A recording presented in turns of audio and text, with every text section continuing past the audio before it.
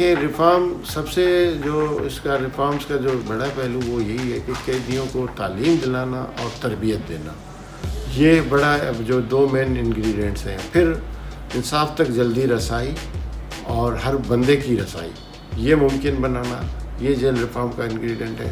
اور پھر جو اس کا جو ڈے ٹو ڈے جو ٹریٹمنٹ ہے وہ ہیومین ہو، وہ انسانیت دوست ٹریٹمنٹ ہو.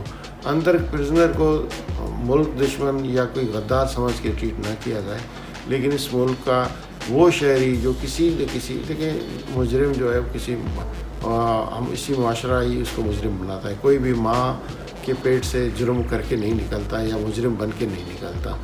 تو کہنے کا مقصد یہ ہے کہ ہم اس معاشرے کو یہ انڈرسٹینڈ کرنا چاہیے کہ اگر یہ لوگ مجرم ہیں تو وہ تو ہیں، لیکن اس کا مقصد یہ نہیں ہے کہ وہ ان کو ہم جیل میں ڈال کے پھر بھی یہ انتظار کریں کہ ان کو جیل کے اندر بھی کوئی سزا ملے. جیل میں ہونا ہی ایک سب سے بڑی سزا ہے.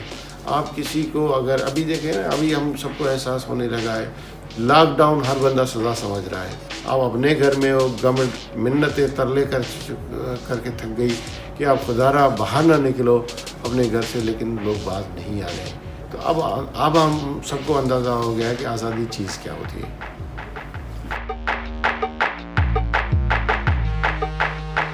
سب سے پہلے تو یہ تھا کہ جیلوں کو، جو جیل کا نام ہے اس کو تبدیل کیا گیا، اس کو کریکشن فیسلٹی کہا گیا کہ یہ وہ جگہ نہیں ہے جو سزا کی ہے، بلکہ یہ وہ جگہ ہے جو اصلاح کی جگہ ہے. تو اس کو اصلاح گھر بنایا گیا، اور اصلاح کے لیے وہ تمام جو پری ریکوزٹس ہیں جو ایک اصلاح گھر میں ہونے چاہیے وہ مہیا کرنا اب گورنمنٹ کا فرض بن گیا ہے بائی لا. تو ایک تو پرزنرز کی جو لیونگ ہے اس کو امپروو کرنے کے لیے اس کے اندر جو بیرکس ہیں، کہیں جیسے جیکب آباد ہے وہاں پہ بہت ایکسٹریم ہیٹ ہوتی ہے کچھ، اور سردیوں میں بہت سرد ہوتا ہے. اس طرح ہمارے کئی علاقے ایسے ہیں. تو اب اس رول کے تحت یہ کہا گیا ہے کہ جی تمام جیلوں میں ایک مخصوص ٹیمپریچر بیرکوں میں ہونا چاہیے، سردیوں میں بھی اور گرمیوں میں بھی. اگر اس سے بڑھتا ہے تو آرٹیفیشلی وہ آپ by air conditioning, by air cooling, by other means وہ اس کو آپ نے اس لیول پہ لے آنا ہے تاکہ وہ سخت سردی اور سخت گرمی سے ان کو بچا کے رکھیں قیدیوں کو.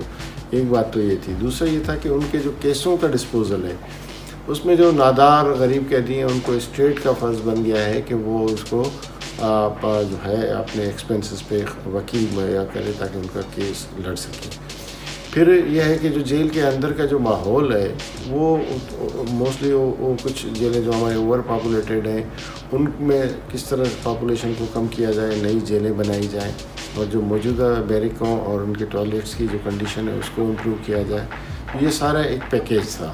اور اس کے علاوہ پھر جو پرزنر ہیں ان کو نئے ہنر، نئے سے آشنا کروانا، ان کو ہنری تعلیم دینا، اور ووکیشنل ٹریننگ کے لیے مختلف انسٹیٹیوٹ سے ہم نے وہ MOUs بھی سائن کیے ہیں. اب اس پہ ہم کام کرنے جا رہے ہیں تاکہ جو قیدی جیل کے اندر ہوتا ہے وہ اس کی اصلاح تو اسی صورت میں ممکن ہے کہ اگر وہ کوئی ان ایجوکیٹڈ ہے تو اس کو ایجوکیٹڈ کریں، اس کو تعلیم دیں، لٹریٹ کو لٹریٹ کریں، اور اگر کوئی پڑھا لکھا ہے تو اس کو فردر ایجوکیشن کے مواقع فراہم کریں.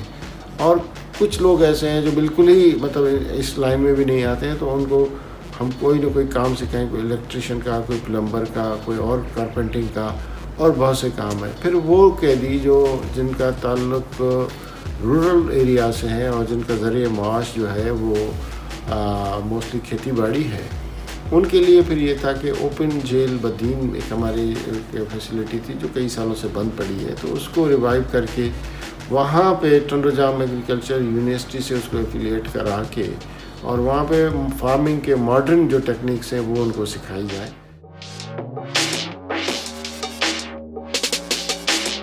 ڈنڈا بیڑی لگانا، بیڑیاں، کڑے لگانا، پھٹکے لگانا، بہت سی سزائیں تھیں. مطلب کارپورل جو پنشمنٹس ہیں وہ ٹوٹلی اب کوئی پنشمنٹ نہیں ہے اس کے اندر اس طرح کی. پھر سولیٹری کنفائنمنٹ کی پنشمنٹ، یہ ساری چیزیں اب نئے رولز میں ختم ہو